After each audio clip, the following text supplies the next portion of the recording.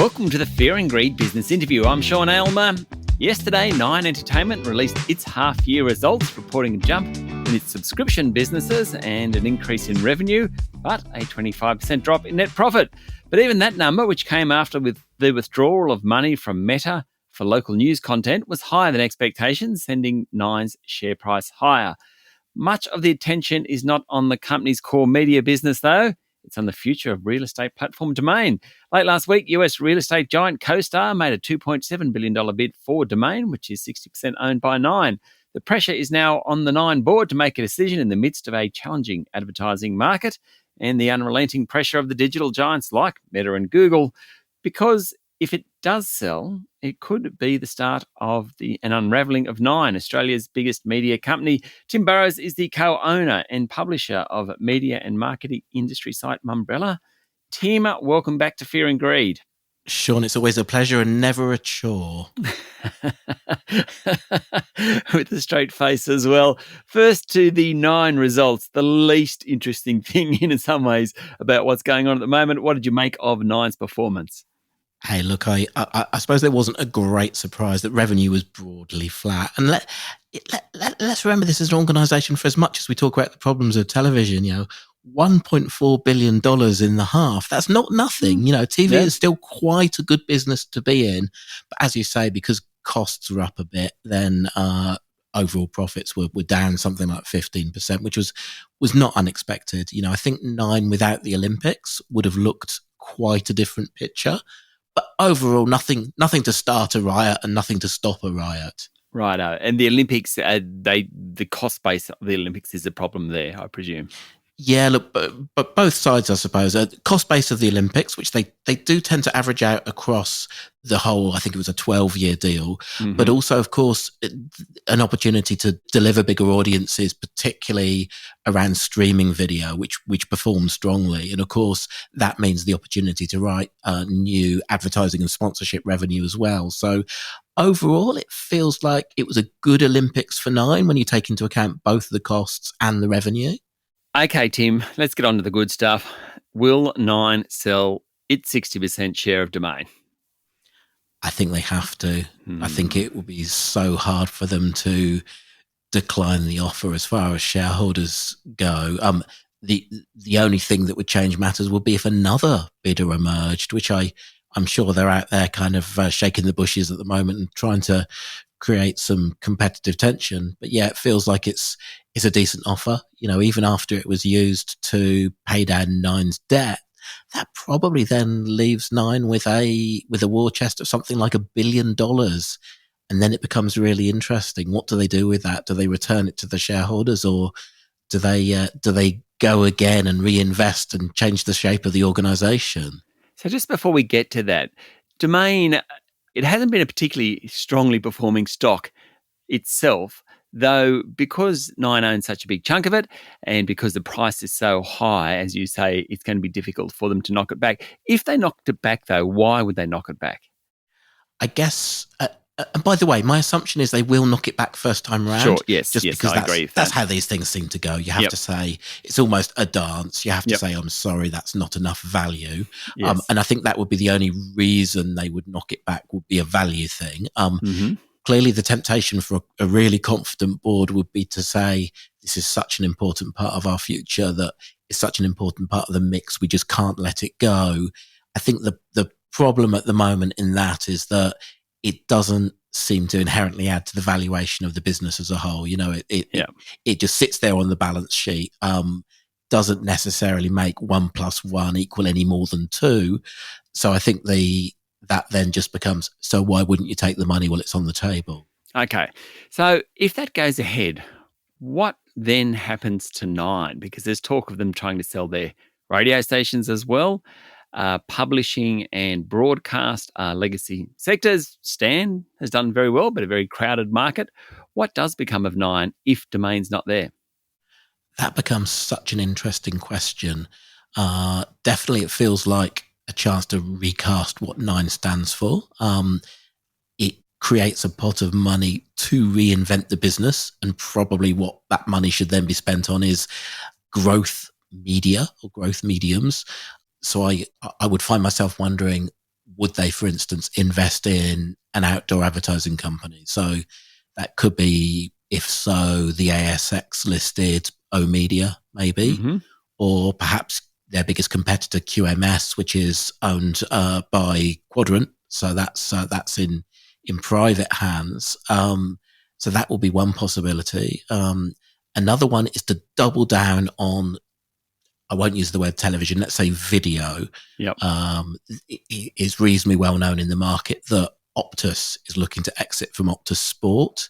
You would think that football, as in soccer offering, would be quite attractive when combined with Stan, which is Nine's streaming service. So you could see an investment there. And then the other thing would just be to create a war chest to bid for sporting rights. The NRL next contract negotiations are likely to happen this year, even though it doesn't kick in until 2027. So the chance to sort of put in $1 billion a year bid to own not just the free-to-air rights as Nine holds at the moment, but also the streaming rights, which are held by Foxtel at the moment, that might be another possibility. So I think, it's a real chance to kind of recast the organisation. That's assuming the board has the appetite to continue as a business rather than have some sort of form of breakup, which is the other possibility when you look at all of the kind of the parts of an organisation. Are they worth more in separate ownership? Generally, boards decide that they actually still have a point in existing, so they fight against that one. But in the end, it becomes something for the shareholders, and then you look at the big shareholders where the key player then becomes Bruce Gordon or the Gordon family, who effectively own a 25% interest in the business. So that gives them a very big vote on the future. The Gordon family through Win, long-established TV players. Could it be that the TV network ends in one direction and the TV interests and other parts somewhere else? That, in the end, will probably be up to the Gordon family. Stay with me, Tim. I want to get your thoughts on the broader ad market and what's happening with the digital giants. We'll be back in a moment.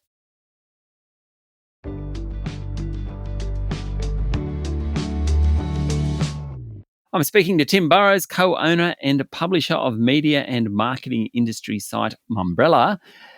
Tim, before the break, you left us with the tantalising thought of breaking up Nine and selling it to different parts. It'd be easier to do that if you had a CEO. And at the moment, Nine doesn't have one. Well, they've got an acting CEO, Matt Stanton. But why? I mean, why wouldn't they put a CEO in? Why wouldn't they just place him in? Yeah, that's becoming fascinating, isn't it? Because there's a point when a diligent search of all the options starts to look more like dithering than diligence. I kind of been assuming that this would be the week that perhaps on the day of the results, Matt Stanton would be announced. But that hasn't happened. There was some amusing reporting in the AFR this week that perhaps other candidates, including former Woolworths boss Brad Banducci, had been in the frame. I think maybe that one's been planned down, but does suggest that the headhunters have been doing their jobs. And again, we then wonder, well, could it be the vote of the Gordon family? They're already represented on the board through Andrew Lancaster, the CEO of Win. Could it be that they would prefer him as a CEO? That's just speculation, but that might be something of what's going on behind the scenes. But yes, it would be a very good moment to have an actual permanent CEO, though. You would think so. What do you think about the market itself? So just leave Domain aside. We had Seven West suggesting that the bottom of the market had been reached. There are green shoots at Nine as well, very cyclical industry. What do you think about the market at the moment? It does feel a little bit like green shoots. We also saw this week on Monday, oMedia, the outdoor company I was just talking about. Their numbers were good. They were 14% up for this current quarter, which really outperforms how their trajectory has been. So it feels like they're getting some momentum back. We'll get some pretty big signals tomorrow, Thursday, with both ARN Media and Southern Cross Austereo both reporting as well. if they show some signs of some sort of pulse returning to the advertising market, then wow, we might finally be coming off bottom. Wouldn't that be nice? What about the government's news media bargaining code? We haven't heard as much about that. We know Donald Trump isn't a fan of those types of things because we'd be plundering US tech companies' revenue, which he doesn't like that idea of. What do you think that's up to? Hey, look, and believe it or not, on Saturday it'll be the 1-year anniversary of Meta announcing that they are withdrawing from that news landscape where they'd previously done deals with media owners to avoid being designated under the old news media bargaining code. In more recent months, Labour announced that their policy was to kind of try and create this incentive for platforms to carry on funding news. That's certainly not going to be legislated this side of an election now. And of course, the concern is any sort of strong arming of platforms that could look like a levy would be exactly the sort of thing which could become politically radioactive. So I think the chances of it happening have reduced significantly. But in the end, it might not be up to Labour. It might be a coalition government that gets to decide. We'll have to wait and see. So, yeah, I think I would be quite surprised now if it actually happens. Tim, how's the ABC gig going? And Mumbrella, you're back at Mumbrella. Plenty going on for you. Plenty going on. Yes, thank you very much for the opportunity to mention that I can be found in various podcast places, including, yes, the Mumbrella cast and also Media Land, which is the news show that, along with my former Mumbrella colleague Vivian Kelly, we're now presenting on ABC Radio National on a Friday evening, and then obviously available in podcast format, in which we talk about the week in media just gone and the week ahead. Well, you'd be busy at the moment, Tim. Thank you for joining Fear and Greed. Sean, thank you for having me. That's Tim Burrowes, co-owner and publisher of media and marketing industry site Mumbrella. This is the Fear and Greed business interview. Remember, this is general information only and should always seek professional advice before making investment decisions. Join us every morning for the full episode of Fear and Greed, daily business news for people to make their own decisions. I'm Sean Aylmer. Enjoy your day.